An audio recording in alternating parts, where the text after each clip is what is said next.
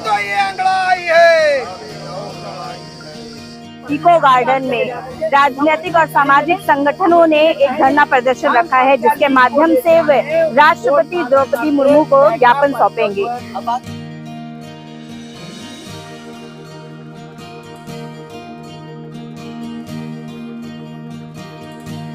के रूप में आप सभी आए हो, क्या कुछ मांगे हैं? मांगे पूरी नहीं होती तो क्या कदम होगा? देखिए, ये हमारी पर्चा लीक, बढ़ती महंगाई को लेकर के हमारी मीटिंगें लगभग 1 महीने से चल रही हैं और आज हम लोग ने ये मतलब कुछ दिन पहले तय किया था कि हम लोग धरना स्थल पे जाके ज्ञापन देंगे। ये अभी शुरुआत है।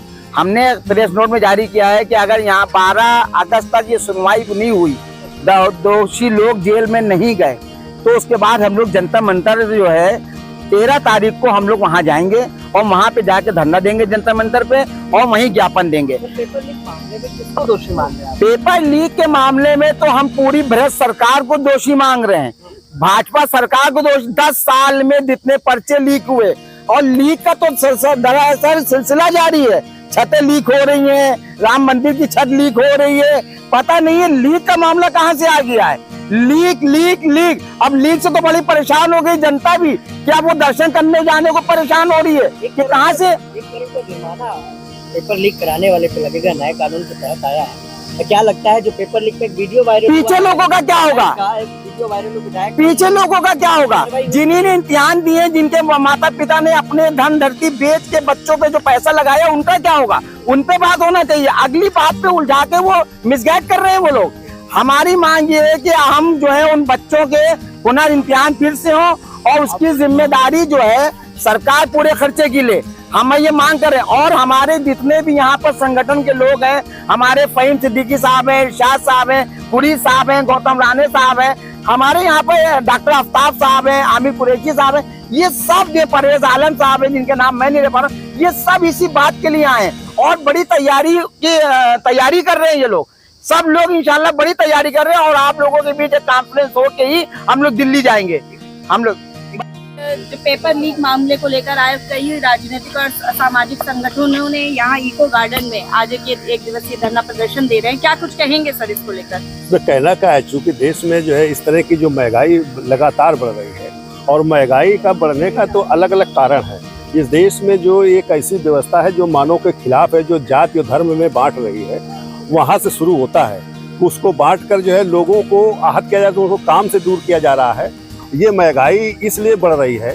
आज पूरे जो संसद में कल अभी बहस हुई, राहुल जी ने जो बोला है, तो वो साफ दिखाई दे रहा है कि जो ये अपने को हिंदू बता रहे हैं, वो बड़े हिंसक के रूप में ऐसा प्रतीत होता है कि जो देश में जो घटनाएं हो रही हैं वो देखा जाए। महंगाई इसी का एक रोल है।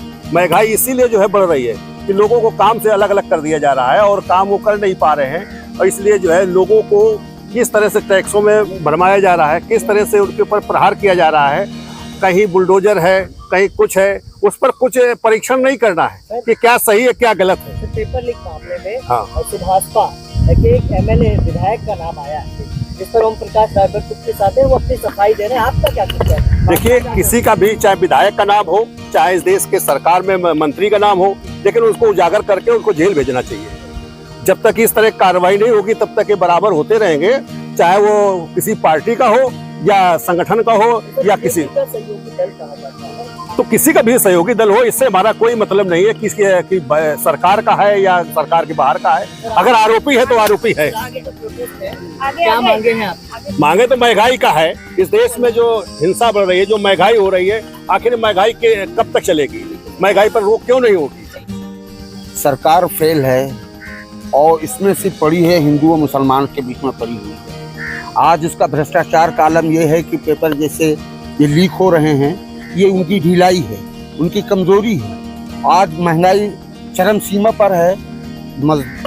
मजदूर, किसान और नीचे तबके के लोग आत्महत्या कर रहे हैं और सरकार कोई ध्यान नहीं दे रही है। लिहाजा ऐसी सरकार को यह तो खुद संज्ञान ले, यह तो पब्लिक निकलना शुरू हो गई है। इनके खिलाफ सख्त से सख्त कार्रवाई की जाएगी। हम सारे संगठन के लोग एकजुट होकर के आइंदा जो दोबारा करेंगे तो बड़ा प्रदर्शन करेंगे इंशाल्लाह। आज हमारे साथ इस समय मौजूद है सर, आप लोग के संगठन द्वारा आज यहाँ पर धरना प्रदर्शन किया गया है। इसकी ज्ञापन भी भेजा जाएगा हमारे राष्ट्रपति महोदय को, क्या कहेंगे सर? देखिए, यहाँ अगर बैठे हैं और ज्ञापन भेज रहे हैं तो जाहिर सी बात है कोई पीड़ा होगी, और उस पीड़ा ने इतना ज्यादा हमें उद्वेलित किया है कि मजबूर होकर के हम जो राष्ट्राध्यक्ष हैं हमारे, हो सकता है वो नाम मात्र के ही राष्ट्राध्यक्ष हों, बावजूद इसके यह माना जाता है कि उनसे न्याय मिलेगा। इसलिए हम उनको लिख रहे हैं कि क्या हमारे देश की पहचान ये बनेगी कि हम पेपर लीक में विश्व गुरु बनेंगे? 64 बार पेपर लीक हुए, 64 बार, और पेपर लीक हो रहे हैं या पेपर लीक कराए जा रहे हैं, ये बड़ी साजिश है। अगर पेपर लीक हो रहे हैं तो इसका मतलब यह माना जाता है कि सरकार किसी भी तरह से सक्षम नहीं है। सरकार नहीं है, यहाँ कोई तानाशाही सरकार नहीं चल रही। वो हमारे प्रतिनिधि हैं। हम अब कह रहे हैं कि जिन प्रतिनिधियों को हमने सरकार में भेजा था वो प्रतिनिधि निकम्मे हो गए हैं, वो पेपर लीक भी नहीं बचा पा रहे हैं। जो पेपर लीक न बचा पा रहे हैं, वो राष्ट्रीय महोदय से हम कहना चाहते हैं कि ऐसी सरकार को बेदखल कर देना आपकी नैतिक जिम्मेदारी है।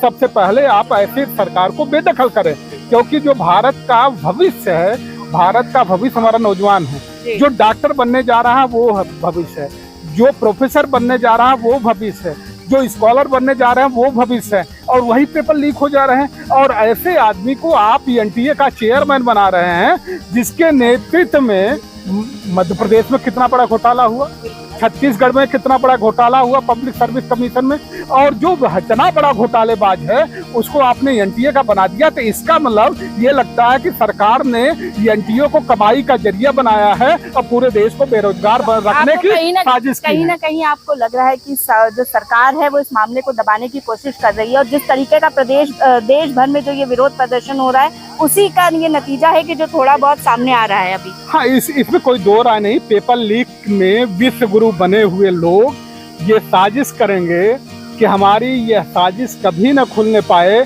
कि हम अपने देश को बेरोजगार रखना चाहते हैं। हमारे यहाँ जो टैलेंट हैं उनको हम बेरोजगार रखना चाहते हैं, उनको हम इस स्थिति तक पहुँचाना चाहते हैं कि वो यह मानने के लिए तैयार हो जाएं कि हम निकम्मे हैं और हमसे जो है अपेक्षा करना बंद कर दें कि हम उनको जवाब दे पाएं। इसलिए ये सिर्फ सुरक्षा का मामला है। हमने राष्ट्रपति जी को लिखा है और राष्ट्रपति जी को लिख करके ये कहा है कि जिनको हमने प्रतिनिधि बनाया था वो प्रतिनिधि निकम्मे साबित हो गए हैं। You have to dispel them.